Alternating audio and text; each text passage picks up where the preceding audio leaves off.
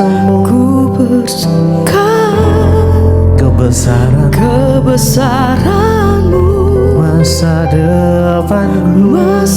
depanku terjaga di tanganmu. Amen. Jesus.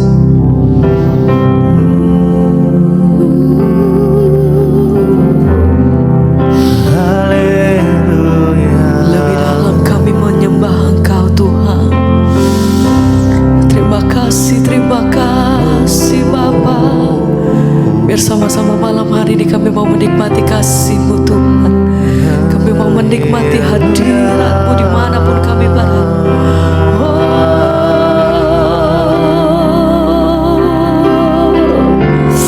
Terima kasih Tuhan, sebab kasih setiamu itu lebih daripada hidup kami. Kemurahan-Mu atas hidup kami nyata Tuhan. Anugerah-Mu, kuasa-Mu mengalir Tuhan. Sebab Tuhan yang hadir dalam setiap kehidupan kami Tuhan. Penyertaan-Mu sempurna atas hidup kami sampai hari ini. Sebab itu hati kami bersyukur Tuhan. Malam hari ini lebih lagi kami mengangkat hati kami, menaikkan pujian kami bagi-Mu Yesus.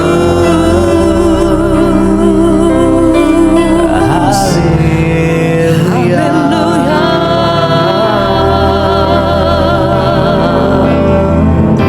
Bersama nyata lebih luas dari samudra, kebaikan-Mu Tuhan, Kebaikan-Mu Bapa, amin, takkan habis di hidupku. Lebih tinggi kami melihat kasih dan kuasa-Mu atas hidup kami sampai hari ini. tak terbatas kasih-Mu, Kami bersyukur, sungguh ku bersyukur lebih luas, oh lebih luas dari samudra, kebaikan-Mu. Biar kami Bapa, menikmati kasih dan takkan hadirat-Mu habis dan merenungkan di setiap hidupku. kebaikan-Mu Tuhan atas hidup kami sampai hari ini. tinggi Terima kasih, dari cakrawala, tak terbatas tak kasih-Mu. terbatas kasih-Mu. Kami bersyukur, Sungguh ku bersyukur lebih luas, oh, lebih luas terima kasih dari samudra, oh Tuhan. kebaikan-Mu Mari Bapa, bawa setiap pujian ini dengan takkan segenap habis hatimu. di Engkau yang mengalami kebaikan Tuhan, Lebih Engkau yang mengalami kesetiaan Tuhan, Engkau yang melihat pertolongan Tuhan, Engkau yang mengalami mujizat Tuhan. Angkat hatimu dengan segenap pujian-Mu. Nyatakan Tuhan, ini nyanyian kami malam hari ini. Dengan sungguh hati kami berkata, oh, lebih luas, amin dari Tuhan. samudra, Kau baik. kebaikan-Mu Terima Bapa, kasih Bapa. takkan habis di hidupku. Lebih tinggi Sebab kasih dari setia-Mu cakrawala, tak terbatas kasih-Mu. amin. Sungguh ku bersyukur. Saya langsung berpikir bahwa saya tidak memenuhi syarat ya untuk dibebaskan tentunya ya. Sekali lagi saya hampir kehilangan harapan. Namun ya puji Tuhan, Tuhan tidak pernah lalai terhadap rencananya bagi kita yang sungguh-sungguh percaya tentunya ya. Pada tanggal 16 Desember 2024 melalui YB melalui YB Senator Noorita Sual, saya mendapat informasi bahwa kebijakan ini telah diperluas kepada semua yang bangkrut tanpa memandang usia dan jumlah hutang selama memenuhi syarat tertentu. Ini tentunya aturan di Malaysia, saudara ya. Kalau ada orang nggak bisa bayar hutang, maka dia dikeluarkan surat bangkrut dan sudah nggak bisa apa-apa ya. Itu seperti orang itu sudah dihakimi dan seluruh orang tahu dan dia nggak bisa lagi apa-apa tentunya. Ya, tapi 2024 ya ada kebijakan baru dari pemerintah ya bahwa ketentuan itu diperluas. Akhirnya dengan keberanian yang berasal dari Tuhan, saya menghubungi ya Jabatan Insolvensi Malaysia di Sabah, Kota Kinabalu pada tanggal 17 Desember 2024. Saya hanya menyebutkan nama lengkap dan nomor KTP saya. Petugas memberitahu bahwa saya telah dibebaskan dari status kebangkrutan. Saya diminta untuk datang ke kantor guna mengambil surat pelepasan resmi. Pagi hari tanggal 18 Desember saya melangkah masuk ke kantor Jim Sabah dengan hati yang berdebar. Dan ketika surat pelepasan itu ada di tangan saya, air mata saya mengalir tanpa bisa ditahan. Saya terduduk memeluk surat oleh pemerintah ya. Dan kesaksian ini Bu, ya tentunya bukan hanya tentang kebebasan secara duniawi dari hutang, tetapi juga tentu kebebasan dalam alam roh saya. Selama masa penantian ini, saya terus dikuatkan melalui khotbah-khotbah Ibu Debbie yang saya ikuti melalui YouTube, juga banyak di TikTok. Firman Tuhan yang disampaikan Ibu itu membangkitkan kembali iman saya. Dan saya terus diingatkan bahwa Tuhan tidak akan selamanya mengucilkan, tetapi dalam waktunya Dia akan mengangkat dan memulihkan dan memerdekakan orang yang sungguh-sungguh percaya. Dan dasar peluang kedua ini bukan sekedar kebijakan pemerintah. Bagi saya ini adalah jawaban doa dan tanda nyata bahwa Tuhan bekerja melalui tangan manusia untuk menunjukkan kasih dan keadilannya. Hari ini saya melangkah dengan hati yang bebas dan semangat yang diperbaharui. Karena saya percaya Tuhan masih memberi kesempatan kedua bagi siapapun yang sungguh-sungguh berharap kepadanya. Amin, amin, amin. Wow saudara. Ya kita dengar satu kesaksian yang luar biasa. Jadi di Malaysia itu kalau orang berhutang ya dan tidak bisa membayar ya, dan kebijakan dari pemerintah kalau utangnya itu di bawah 50.000 dan usianya masih di bawah 40 tahun maka itu bisa dibebaskan. Ya tapi ya saudara kita ya Iskalasan ini sudah berumur, di sana dikatakan tadi utangnya 300.000 ringgit Malaysia dan umurnya itu sudah 42 tahun.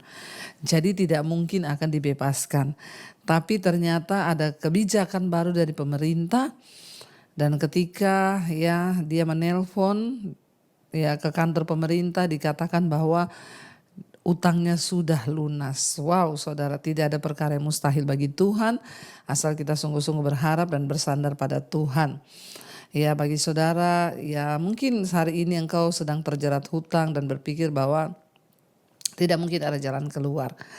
Ya malam ini kita belajar dan dari kesaksian yang kita dengar bahwa Tuhan itu sanggup melakukan segala perkara asal kita mau sungguh-sungguh percaya dan berharap hanya kepada Dia. Iya, kita sekarang lanjutkan pembacaan firman Tuhan lewat Mazmur 91. Judulnya Dalam Lindungan Allah. Ayat yang pertama.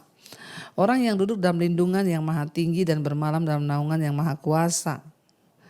2. Akan berkata kepada Tuhan, tempat perlindunganku dan kubu pertahananku, Allahku yang kupercayai. Sungguh dialah yang akan melepaskan engkau dari jerat perangkap burung, dari penyakit sampar yang busuk. Saudara ya dalam lindungan Allah. Kesaksian yang kita dengar tadi sungguh menjadi satu ya contoh real dari firman Tuhan ini. Utang 300.000 ringgit Malaysia rasanya tidak mungkin secara manusia.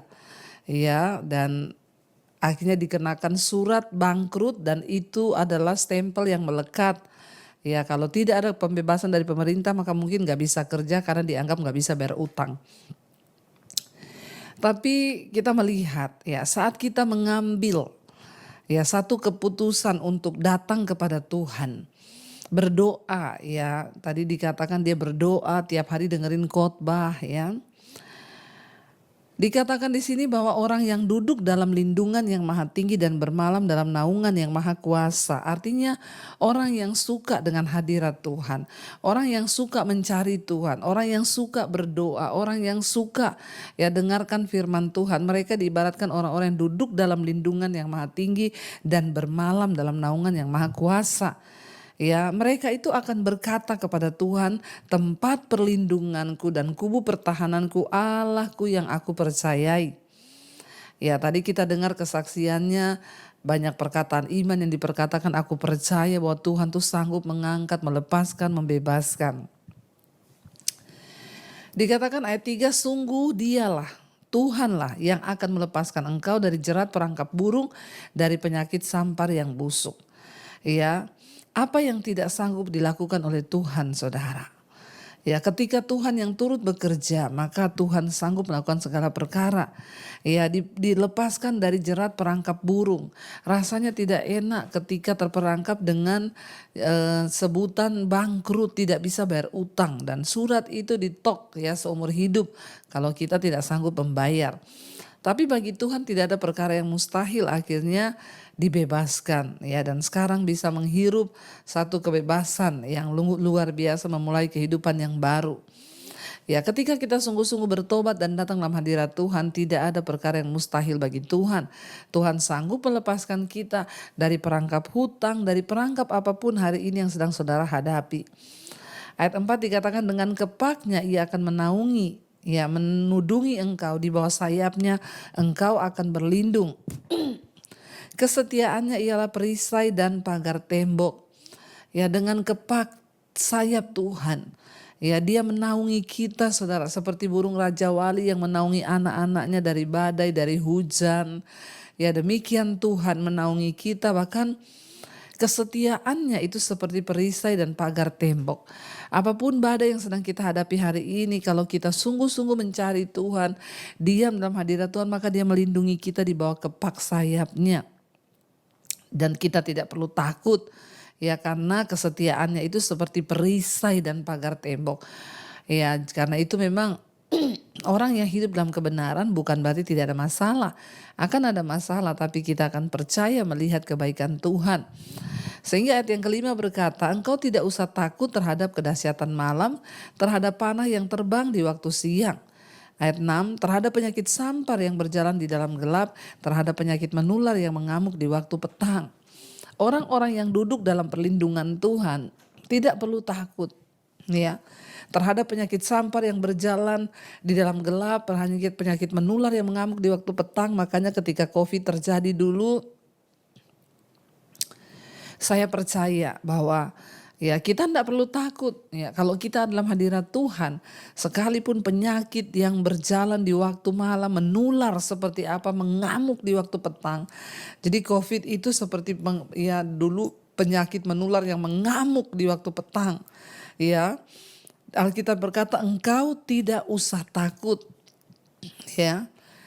Ayat 7 bilang, walau 1.000 orang rebah di sisimu dan 10.000 di sebelah kananmu, tetapi itu tidak akan menimpamu. Ya, engkau hanya menontonnya dengan matamu sendiri dan melihat pembalasan terhadap orang-orang fasik.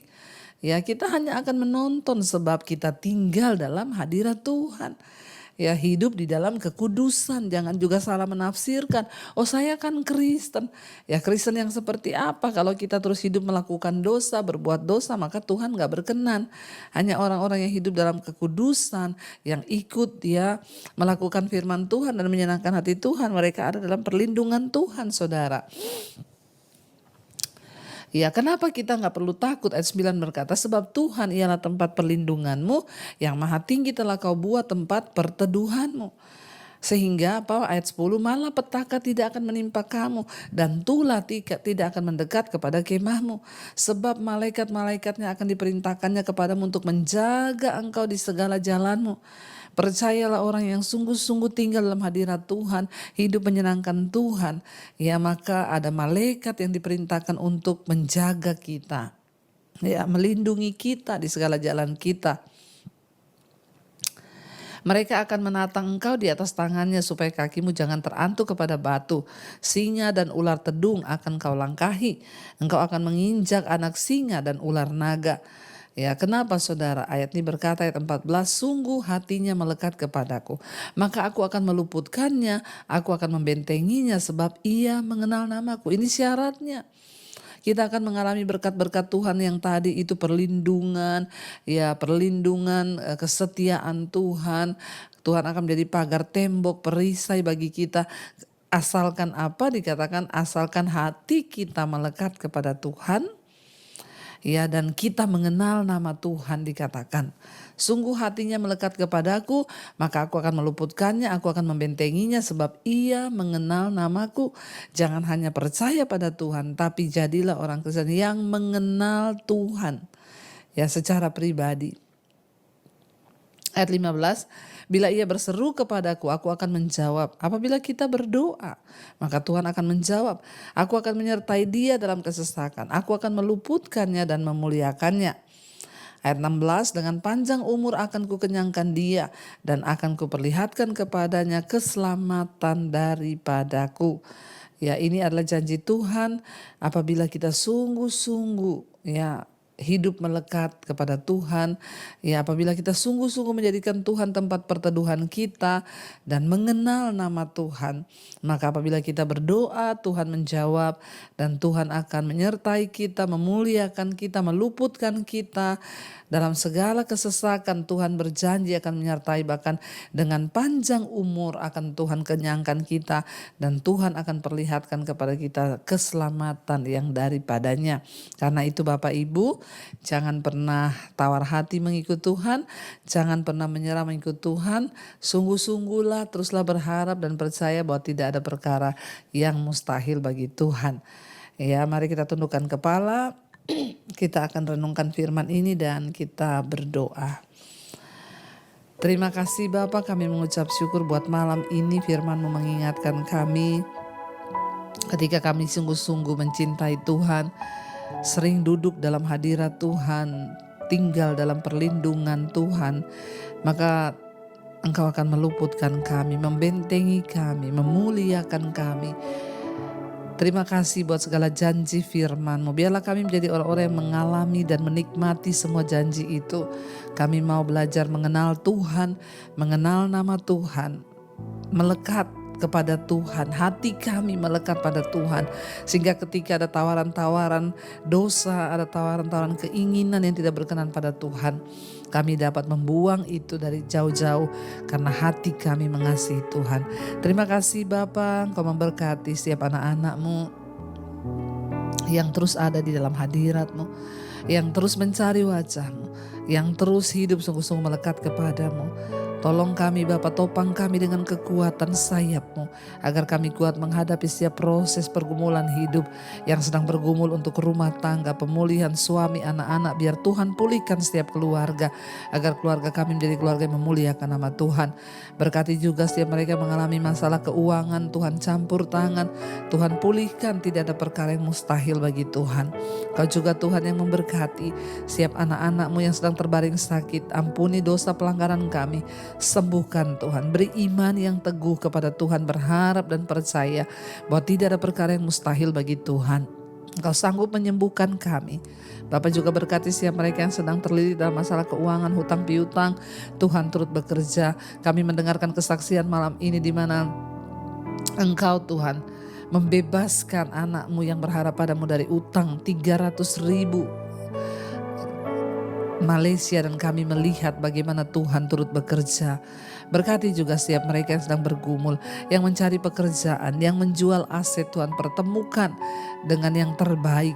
Bapak, Engkau juga memberkati setiap mereka yang rindu punya keturunan, dibukakan kandungan yang tertutup. Engkau juga Tuhan yang menyertai dan memberkati bangsa dan negara kami Indonesia. Kami terus mengangkat tangan bagi bangsa ini. Luputkan bangsa kami dari segala resesi, dari segala kekacauan, keributan, pertikaian, kerusuhan. Kami tolak semua itu dalam nama Tuhan Yesus. Biar datanglah kerajaan-Mu atas bangsa kami Indonesia.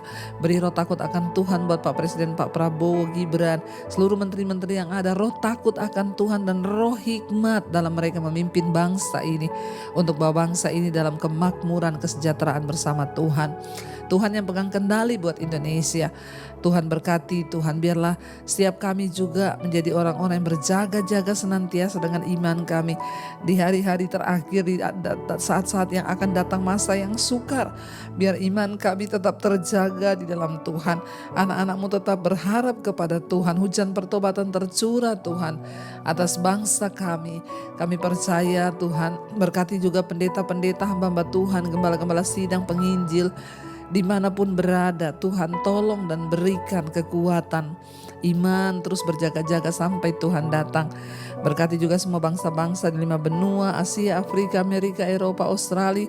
Lawatan Tuhan tercurah, hujan pertobatan terjadi, sehingga orang-orang yang berdosa berbalik, bertobat dan kembali kepada Tuhan, menyenangkan hati Tuhan. Karena itu kami buka hati dan tangan kami Tuhan, untuk menerima segala janji berkat-Mu. Karena itu saudara, terimalah kiranya berkat, rahmat, anugerah dari Allah Bapa, cinta kasih dari Tuhan Yesus Kristus, penyertaan Allah Roh Kudus turun atas hidup kita semua mulai hari itap kehidupan. Di dalam nama Tuhan Yesus Kristus, yang percaya diberkati Tuhan, katakan bersama, amin, amin, amin. Tuhan Yesus memberkati saudara, shalom dan Immanuel, dan Tuhan Yesus memberkati kita semua, shalom.